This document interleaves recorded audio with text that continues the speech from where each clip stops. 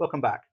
I'm Tom Wood of Adderley. If you watched the first presentation, you'll know that Plateau 1 is about proving the concept, getting your first real, repeatable clients, and figuring out what your business actually is. Today we're at Plateau 2, and this is the one I want you to pay close attention to, not because it's the hardest, but because it's the most seductive. Plateau 2 is what I call first proof. Things are working, clients are happy, revenue is growing, and you've got some team around you. And for the first time, it genuinely feels like a business. That feeling is real, and it's also dangerous. Today we're starting at Plateau 2 first proof. So you've got a concept that works, clients are paying you money and it's feeling good. As the founder, you're at the center of everything, full of energy and you probably have so many ideas. However, that first proof could be the most dangerous plateau. And today, I will talk about why. So here's what Plateau 2 actually looks like. You have product market fit, people want what you do, not just one or two, a growing group of clients who are genuinely pleased with the results. Revenue is climbing, possibly fast, and you have people helping you, even if it's a small team. And success, real success, is happening. But here's the thing, it doesn't get said enough. Almost all of that success is connected to you personally, your relationships, your reputation, your involvement in delivery, your judgment call in the moment. When I say traction becomes a trap, that's exactly what I mean. The business is growing, but it's growing in a way that's entirely dependent on the founder being present, active, and involved in almost everything. And that's a structural problem hiding inside what looks like success. When we launched the e-learning platform at RWA, we got early traction fast. Our existing compliance clients trusted us. They understood the problem we were solving, and they started using the platform, saw the value, and told other brokers. Classic Plateau 2. Things were working, revenue was growing, and we were winning clients we'd never spoken to before, coming through word of mouth. And then we hit a problem we hadn't anticipated. RWA wasn't set up as a direct debit originator, so every client, whether that's e-learning, subscriptions, consultancy, retainers, all of it was paying by standing order, which meant every time we needed to change a price, add a user, or adjust a subscription, we had to go to the clients to manually change their standing order and ask them to do it for us. Imagine managing hundreds of clients each on slightly different subscription levels, all requiring manual adjustments whenever anything changed. It was completely unsustainable, and we almost didn't see it coming because we were so focused on winning the next client, we hadn't thought hard enough about what delivering to 100 clients would actually require. We sorted it, we negotiated with the bank to become a direct debit originator, and that transformed how we could manage and scale the business. But the lesson stayed with me. Traction without operational thinking is fragile. The system that works for 10 clients breaks at 50. The relationship that carries you through Plateau 2 doesn't carry you through Plateau 3. Know what's working and start asking early what happens when we have 10 times as many as these. Let me give you the is this me moments. We're growing, but I don't really know why. So you're winning business, but if someone asked you to explain the exact reason a client chose you, you'd have to think about it. And you'd probably say something like, I think it's just relationships. Our best clients came through my network. Not marketing, not referrals from a system, but you, your personal contacts. Which means if you stop working tomorrow, your pipeline dries up. When I'm not involved, things slip. You've noticed it. Maybe a client mentioned something that wasn't quite right. Maybe you caught it before it became a problem, but the quality, the consistency, it depends on whether you're in the room. I know we need to get more organized, but there's no time.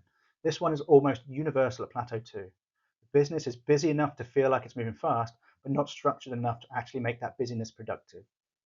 And if I took 2 weeks off, I'm not sure what would happen. Not things might slow down, genuine uncertainty about whether the business would function. Does any of that land?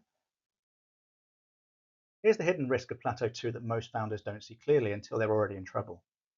Growth that can't explain itself can't sustain itself. If you don't know exactly why clients are choosing you, not vaguely, specifically, then you can't reliably create more of it. You're depending on circumstances you don't control, relationships that are personal rather than commercial, and a quality of work that depends on your presence rather than your process. Now, what you've built is real. I'm not diminishing it. But what you've built at Plateau 2 is more fragile than it appears. And the bigger you grow without addressing that fragility, the more painful it becomes when it eventually shows up. So what does breaking through Plateau 2 actually require? There are 4 things. First, understand what's actually working and why. Not based on instinct, based on evidence. Look at your last 10 clients. Which ones got the best results? What did those clients have in common? How did they find you? What made those engagements work? That pattern is your business model. Document it. Second, more of the right kind of clients. Not all clients. The ones who love what you do, get great results, pay without complaint, and tell others. You don't need more clients at Plateau 2. You need more of the right clients. Third, Basic operational capability. This means don't drop the ball while you're growing. As volume increases, quality can slip. Put in place the minimum systems to make sure things don't fall through the cracks while your attention is stretched. And fourth, start thinking about repeatability. Not building a huge infrastructure, just asking the question, how do we deliver the same quality without me being in every room? That question is the seed of everything that comes next. There's one question I ask founders at Plateau 2 that cuts through a lot of noise. If you hired someone tomorrow to handle a client, one of your good clients, someone who's been with you a while, would the outcome be as good? If the honest answer is no, or I'm not sure, then the business is more fragile than it looks. Now, it's not a disaster, it's a signal. A signal that the next step is to start building systems that mean quality doesn't depend entirely on you. You know you've broken through Plateau 2 when three things are true. One, you can no longer personally handle all the work. Demand genuinely outstrips your individual capacity, and you need others to pick it up without your direct involvement. Two, you need systems to maintain quality, not just more people, but processes, ways of working that don't live in your head. Three, you know exactly what clients you want more of and what types you'll turn down. That clarity is a sign of commercial maturity. Most founders at Plateau 2 will take almost anything. Knowing what to say no to means you've found your focus. Okay, so one practical thing before the next video. Map your last 10 clients. Write them out, and for each one, answer 4 questions. Which one's got the best results? What did they have in common? How did they find you? And would they buy again?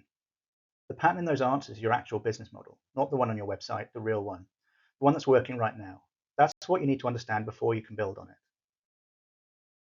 Now, in the next presentation, we're at Plateau 3, the busy trap, the point where the business has real capability, a proper team, clients who love you, and the founder has accidentally become the ceiling on everything. It's the most common place I see businesses stuck, and it's exactly where the real commercial work begins. My name's Tom from Adderley.com. I'll see you in the next video.